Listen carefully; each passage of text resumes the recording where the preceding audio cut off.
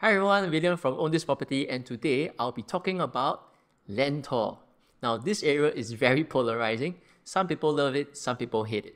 And in this video, I'll be going through my in-depth analysis and comparison of all the Lentor projects, their pros and their cons, so that you will have a clear idea on which is the right Lentor project for you. This is the ultimate guide to Lentor new launches. Let's go. Before I continue, if you'd like a copy of the ultimate guide to Lentor new launches, click on the link in the description below and I'll be happy to send a PDF to you. Now on to the video.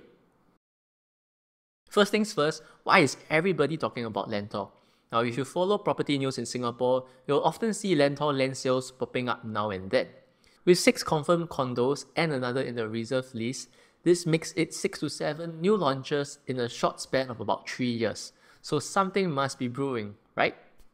In chronological order, let's take a look at these 7 plots. The first to launch back in September 2022 was Lentor Modern, the only integrated development with direct access to the MRT.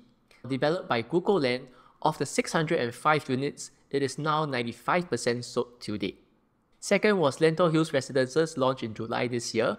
Developed by Hong Leong, Google Land and TID, this has a total of 598 units, of which 65% have already been sold to date. This brings us to the third project, Hillock Green, which is expected to launch this year around October or November. Now this is developed by United Engineers, Soy Build and 4C, and will have about 474 units. The fourth is Lentor Hills Parcel B. While its land sales was also on the same day as Hillock Green, it is expected to launch slightly later in the first quarter next year. Developed by TID, a joint venture between Hong Leong and Mitsui Fudosan. It is expected to yield 265 units, which makes it the smallest of all Lentor plots. Fifth is Lentor Gardens, which is expected to launch in the second quarter next year. It is a joint venture between Google Land and Intrepid, which is a subsidiary of Hong Leong, and will yield about 553 units. Sixth is Lentor Central, which is expected to launch in the fourth quarter or the end of next year.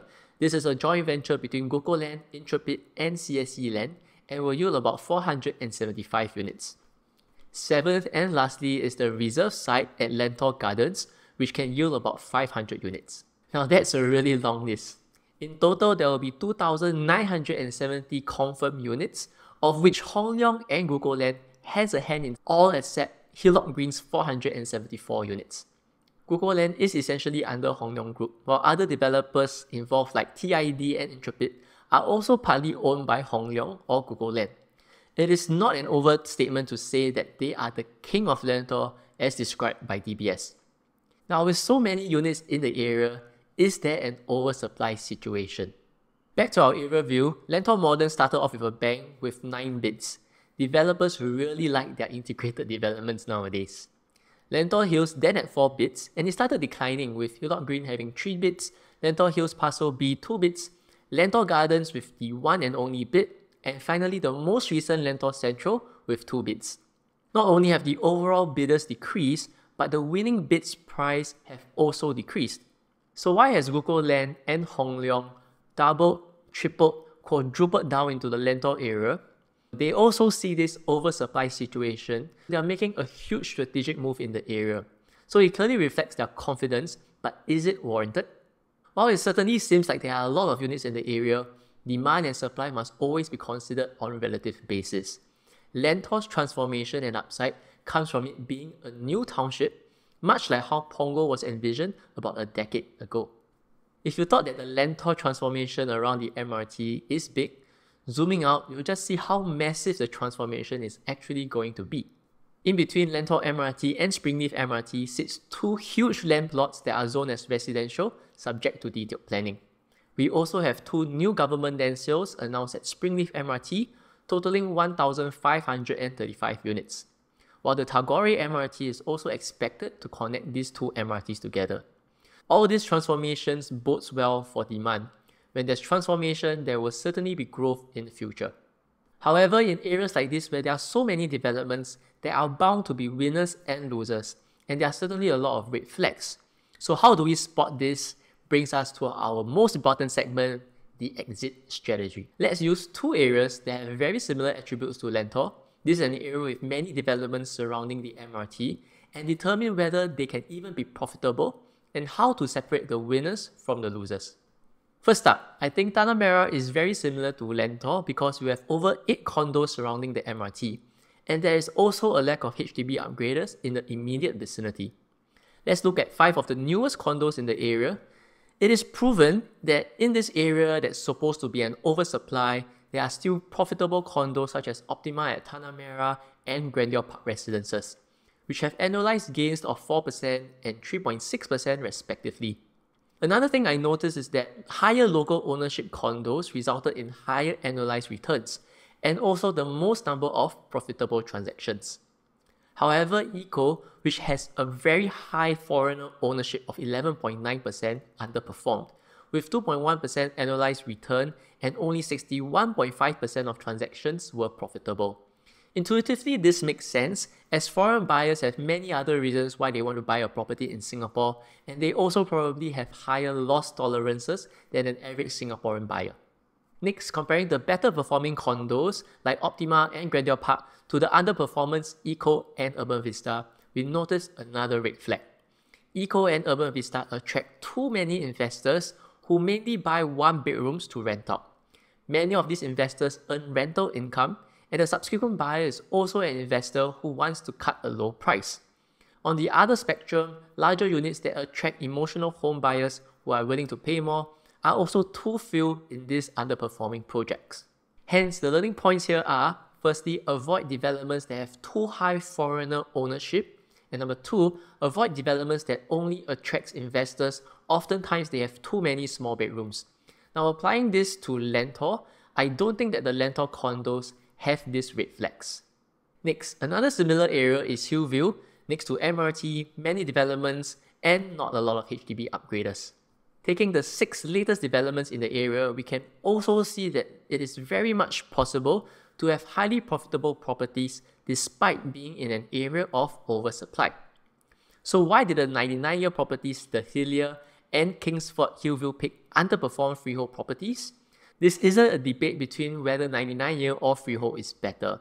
The issue is specific to the Hillview area, and that is that the price gap between the 99-year and the freehold property is too narrow. So buyers think that they can buy a freehold property at the same or even lower price than the 99-year nearby. Diving deeper, we also realize that the Hillock has layouts that are no longer popular. Even the larger 3 bedrooms have lofts and open concept kitchens. Once again, targeting investors who want to rent it out, as reflected by its higher foreigner ownership percentage. While Hillview Peak was notorious back in the day for repeated safety lapses, poor workmanship, and water leakage issues. Along with Kingsford Water Bay, Hillview Peak received a Concast rating of 5, with 6 being the worst. So subsequent resale buyers today are also wary of buying it now, and resale demand suffers. So the learning point here is 3. Avoid buying 99-year properties in an area dominated by freehold properties. And 4. Avoid properties from developers with poor track records. Now looking at this, most Lentor developments today do not have these red flags. Hi there, if you have managed to view onto this spot and you haven't subscribed to our channel, we really appreciate if you could subscribe and support the channel because it will really motivate us to create more videos for you. Now back to the video. Now that we have cleared the Lentor area of any red flags that will cause it to be unprofitable, let's use our 5-factor analysis to determine which are the winners to buy and which are the losers to avoid. Firstly, being 1 km to a good school, particularly the top ones, have been proven to provide faster appreciation, stronger housing demand, double-digit price growth, and higher rental demand. Being 1 km to St. Nick's is a defining factor of Lentor, but not all of them are within 1 km. So if we draw the 1 km radius, half of Lentor Hills is within 1 km, while Lentoria and Lentor Gardens 100% within 1 km. While the other developments like a top 10 school, Anderson Primary is also a respectable choice, and all but the reserve site should be 100% within 1 km of Anderson Primary. Hence, Lentoria and Lentor Gardens get full marks, 5 being the best, followed by Lentor Hills with 4 because only half of the development is within 1 km of St. Nick's, while the rest get a 3 because of Anderson Primary. Next, Lentor Modern being the only integrated development will naturally score top points. The rest are all within walking distance, But if we were to split hairs, Lentor Gardens and Lentor Central are further away, while Lentora would score the lowest as it is the furthest away from the MRT. Next up is the size of the development. This is also an important factor for its healthy transaction volumes, good facilities, and low maintenance fees. While none can be considered a mega development, they are all within the 400 to 600 unit range. This is a healthy size and is suitable to have at least a tennis court. Once again, Lentoria being the smallest development at 265 units will suffer in the future, as its relative lack of amenities will cause home buyers to look elsewhere, and there are a lot of other options to look at. Fourth factor, the developer does matter, and how aesthetically pleasing a development is also has an impact on future resale buyers. Lentor Modern once again will take the top score because it is the crowning glory of Lentor by Google Land. All the other developments are from the Hong Leong or Google Land family, so with a Concast rating of 1 or 2. The only unknown here is Hillock Green. While the Developers United engineers and Storybuild have an extensive track record in Singapore, I was surprised that they are actually not currently rated by URA. Based on that, I have no choice but to give them 3 points, and it is still unknown. Lastly, let's talk about pricing. It is important to note here that the comparison is going to be difficult because the prices of the future launches are not released yet. Hence, in order to have a fairer comparison, we'll be looking at pricing from a cost perspective. Now, Lentor Modern was and should still remain to be the most expensive in the area because it is an integrated development and will command a premium. Lentor Hills GLS was subsequently released, and it is still quite a few interested developers bidding. The winning bid was 6.3% higher than the second bid, compared to Lentor Modern's 4.6% higher bid. So I would say that Lentor Hills didn't overpay for the land, but they certainly didn't get a bargain either.